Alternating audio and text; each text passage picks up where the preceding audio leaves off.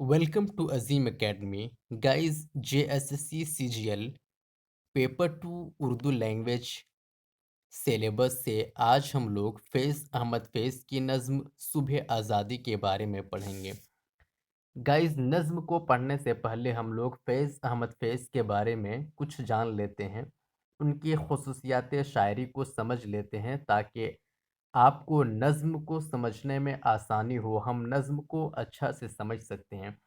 और गाइस, हमें नज़्म को या उर्दू का जो सिलेबस है हमें ऐसे पढ़ना है कि दोबारा हमें उसको फिर पढ़ना ना पड़े।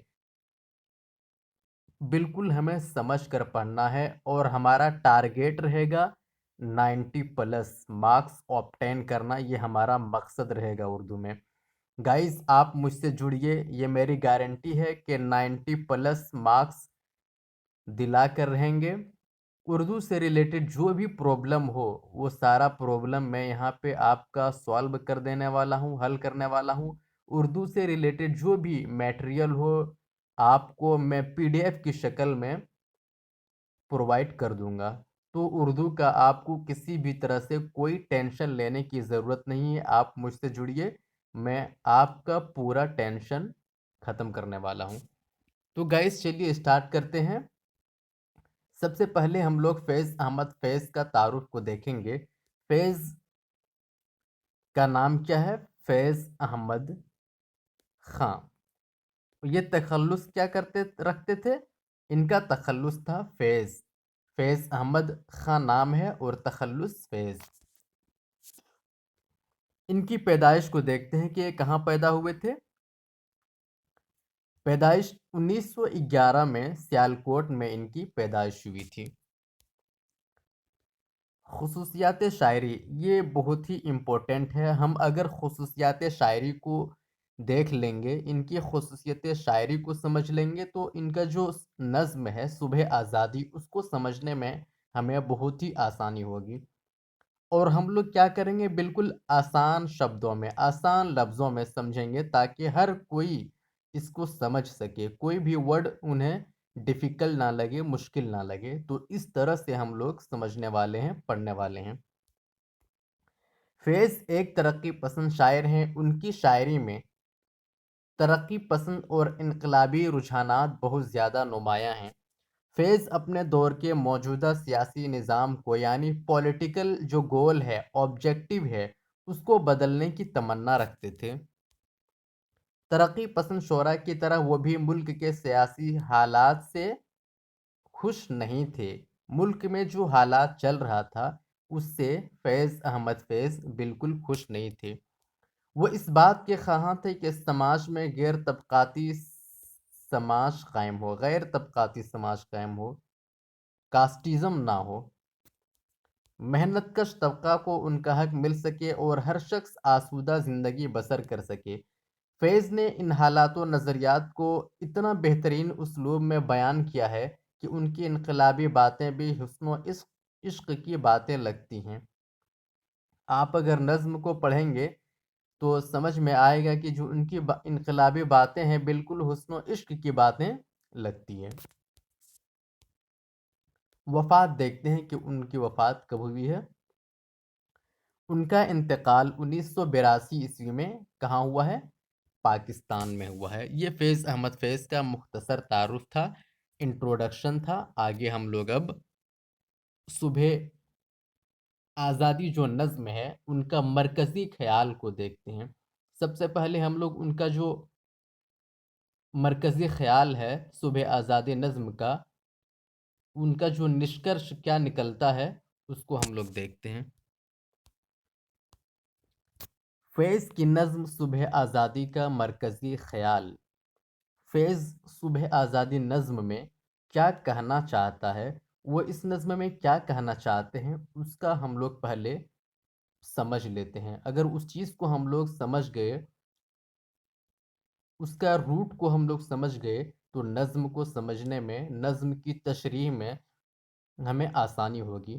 तो क्वेश्चन किसी भी तरह का आएगा, अगर हम मरकज़ी ख़याल को समझ लेते हैं तो हर क्वेश्चन को हम लोग आसानी से सॉल्व कर सकते हैं। और ये आपको पता है कि क्वेश्चन ऑब्जेक्टिव टाइप का आएगा تو ہم لوگ اچھا سے اگر پڑھ لیتے ہیں تو کوشچن چاہے کتنا بھی ڈیفیکلٹ لیول کا ہو ہم آسانی سے اس کو کر لیں گے۔ تو چلیے دیکھتے ہیں کہ اس نظم کا مرکزی خیال کیا ہے۔ فیض کی یہ نظم صبح آزادی ایک خوبصورت نظم ہے۔ یہ نظم 1947 میں وطن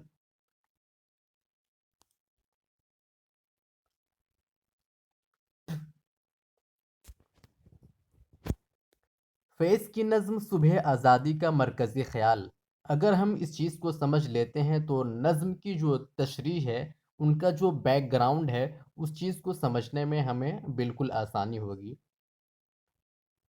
تو ہم لوگ سب سے پہلے کیا سمجھتے ہیں؟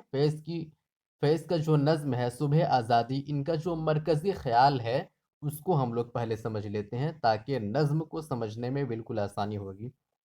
فیض کی یہ نظم صبح آزادی ایک خوبصورت نظم ہے۔ یہ نظم 1947 میں تقسیم وطن کے موقع پر لکھی گئی تھی۔ یہ کب لکھی گئی تھی؟ تقسیم وطن کے موقع پر لکھی گئی تھی، جب ہندوستان کا ڈویژن ہو رہا تھا، اس موقع پر یہ نظم صبح آزادی لکھی گئی تھی۔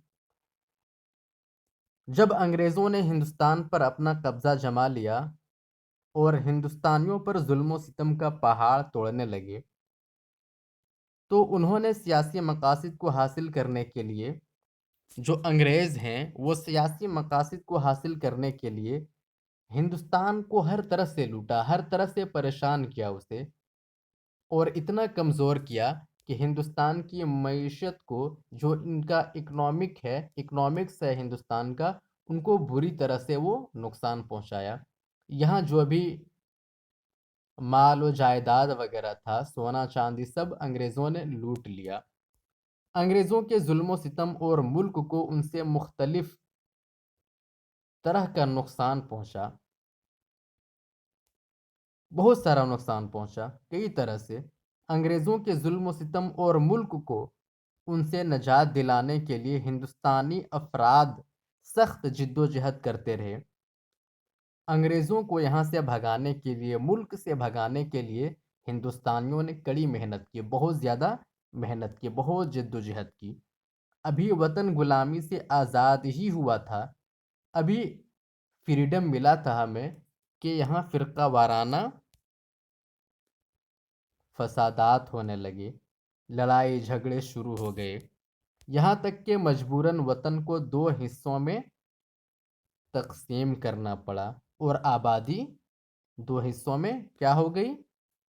منقسم ہو گئی۔ ہندوستان کی جو آبادی تھی وہ 2 حصوں میں بٹ گئی، ایک پاکستان بن گیا، ایک انڈیا بن گیا۔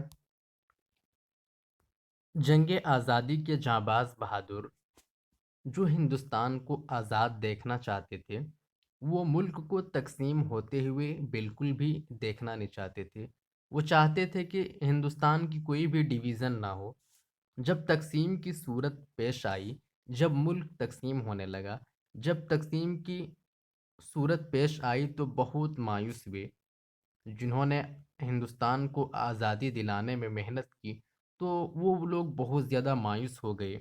گویا یہ آزادی تو تھی، لیکن وہ آزادی نہیں جس کی تمنا ہزاروں دلوں میں مچل رہی تھی، بلکہ یہ آزادی کی ایک ایسی سحر تھی جو ایک طرف رات کی تاریکی میں لپٹی ہوئی تھی، تو دوسری طرف اس کا اجالا دھندلا ہوا اور داغدار ہو چکا تھا۔ جس مقصد کے حصول کے لیے جانباز بہادروں نے کوشش کی اور اپنی جان گنوائی، آزادی میں، یہ اس کی منزل نہیں تھی۔ یہی اس نظم کا مرکزی خیال ہے۔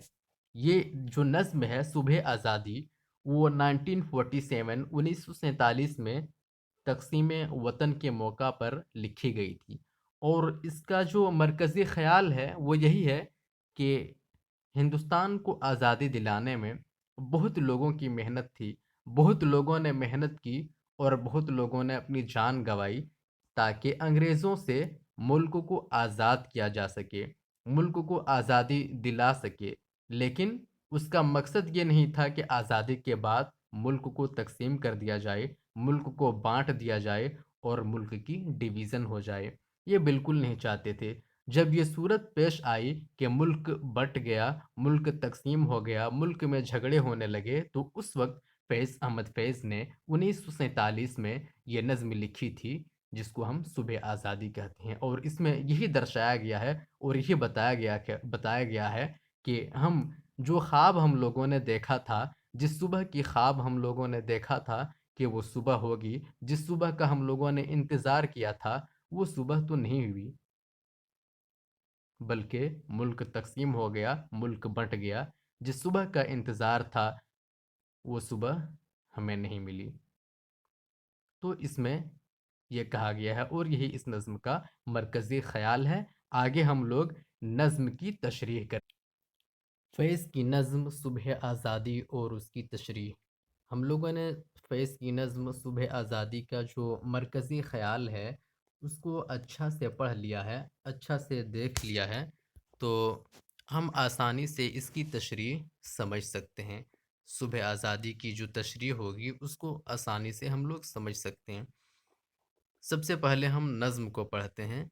یہ داغ داغ اجالا، یہ شب گزیدہ سحر، وہ انتظار تھا جس کا، یہ وہ سحر تو نہیں، یہ وہ سحر تو نہیں جس کی آرزو لے کر چلے تھے یار کہ مل جائے گی کہیں نہ کہیں۔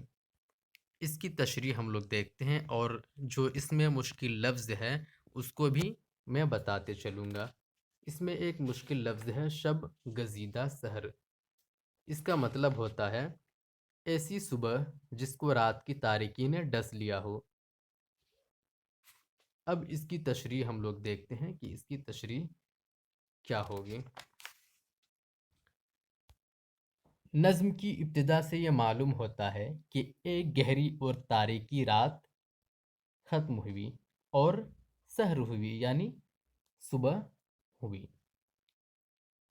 اجالا تو ہوا لیکن مکمل طور پر تاریکی دور نہیں ہوئی۔ اجالا مکمل نہیں ہوا بلکہ داغ داغ ہے، گویا ابھی بھی جا بجا تاریکی کے دھبے لگے ہوئے ہیں۔ یہ ایسی صبح ہے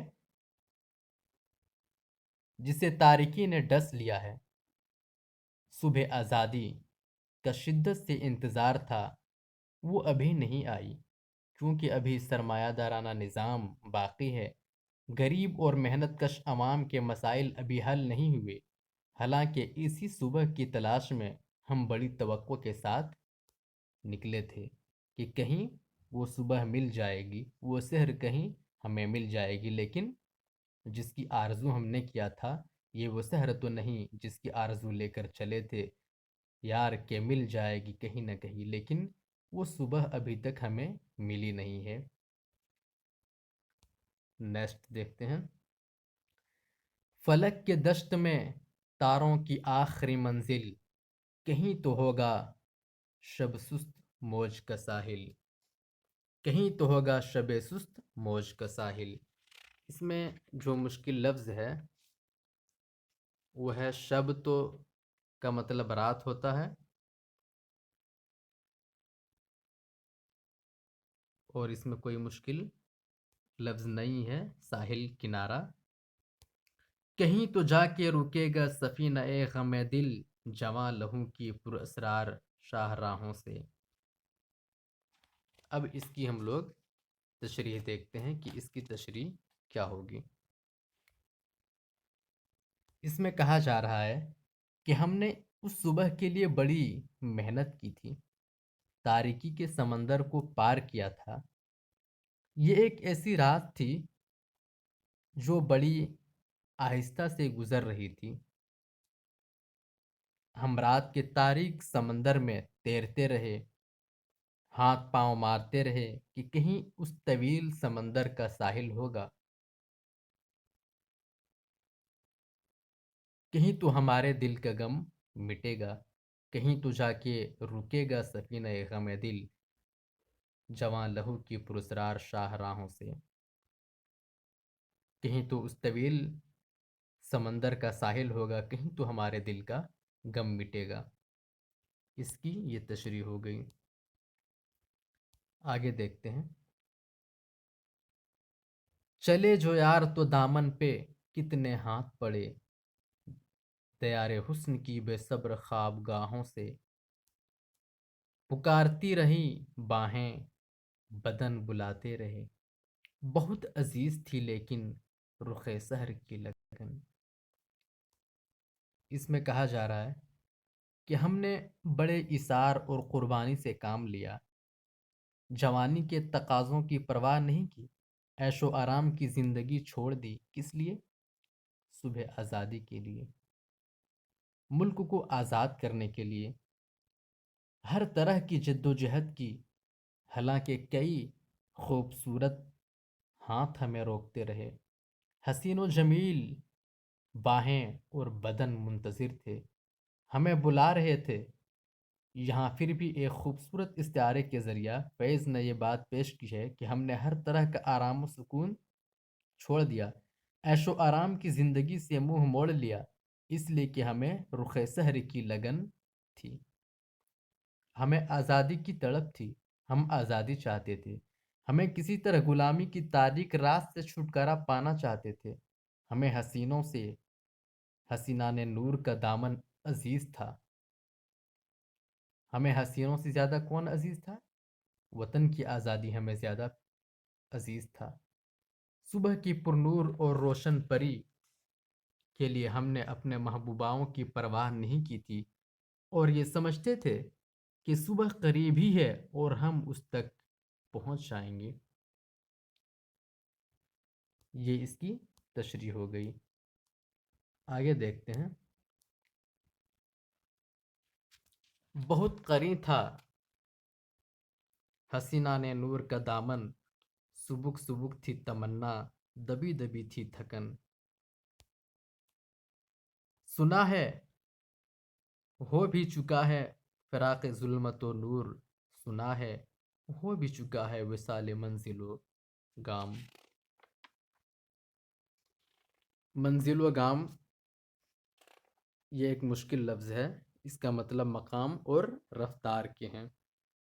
سبک سبک ہلکا اور کم وزن کو بولتے ہیں، سفینہ کشتی، ظلمت تاریکی، فراق جدائی۔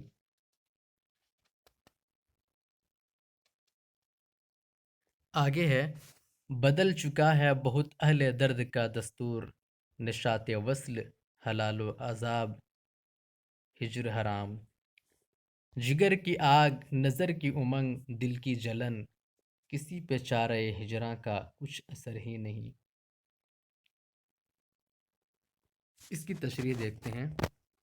اس میں کہا جا رہا ہے کہ جب صبح ہوئی تو ہم کو اس کی خبر ہی نہیں ہوئی، کیونکہ ہم چاہتے تھے کہ سرخ سویرا ہو جائے، ہر قسم کی تاریکی دور ہو جائے۔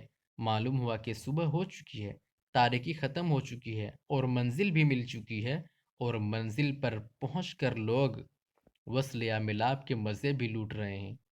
ہجر کی رات ختم ہو گئی۔ یہ تمام باتیں ہم دوسروں کی زبانی معلوم ہوئی۔ یہ صبح ایسی نہیں جو ہمیں چاہیے تھی، جس کو ہم حقیقی معنوں میں صبح کہہ سکتے تھے، ہاں دوسروں کے لیے شاید صبح ہو سکتی ہے۔ آگے ہے، کہاں سے آئی نگار صبا کدھر کو گئی، ابھی چراغ سرے رہ کو کچھ خبر ہی نہیں، ابھی گران یہ شب میں کمی نہیں آئی، نجات دیدہ و دل کی گھڑی نہیں آئی، چلے چلو کہ وہ منزل ابھی نہیں آئی۔ اس کی تشریح دیکھتے ہیں۔ ان اشعار میں کہا جا رہا ہے کہ ہمارے لیے صبح ابھی نہیں آئی، کیونکہ ہم صبح کے جس آرام و سکون کی تلاش میں تھے ابھی وہ میسر نہیں ہوئی۔ ہمارے جگر کی آگ ویسی ہی باقی ہے، دل کی جلن میں بھی ابھی بھی کوئی کمی نہیں ہوئی، آنکھوں کی امنگیں ابھی بھی برقرار ہیں۔ اگر ہجر کی یہ تکلیفیں دوچار ہوتی تو ہم بھی یہ سمجھ سکتے تھے کہ صبح کا وصال میسر ہو گیا۔ صبح کی ٹھنڈی اور خوشگوار ہوا کا اثر ہوتا تو ہم سمجھتے کہ واقعی صبح ہو گئی۔ رات کا چراغ اگر بجھ جاتا، تاریکی مکمل طور پر ختم ہو جاتی، تو ہم بھی سمجھتے کہ ہاں صبح ہو گئی۔ لیکن رات کی گرانی ابھی تک باقی ہے، آنکھوں کا انتظار اب تک ختم نہیں ہوا، اور نہ دل کو سکون نصیب ہوا، ابھی وہ صبح نہیں آئی جس کا ہم کو انتظار تھا، ابھی ہماری منزل نہیں آئی، ابھی ہمیں اپنی منزل پر پہنچنے کے لیے جد و جہد کرنا ہے، محنت کرنی ہے، اور اس کو پانے کے لیے اور ہمیں چلنا ہے۔ اس طرح پوری نظم میں بڑی خوبصورتی کے ساتھ فیض احمد فیض نے بیان کیا ہے۔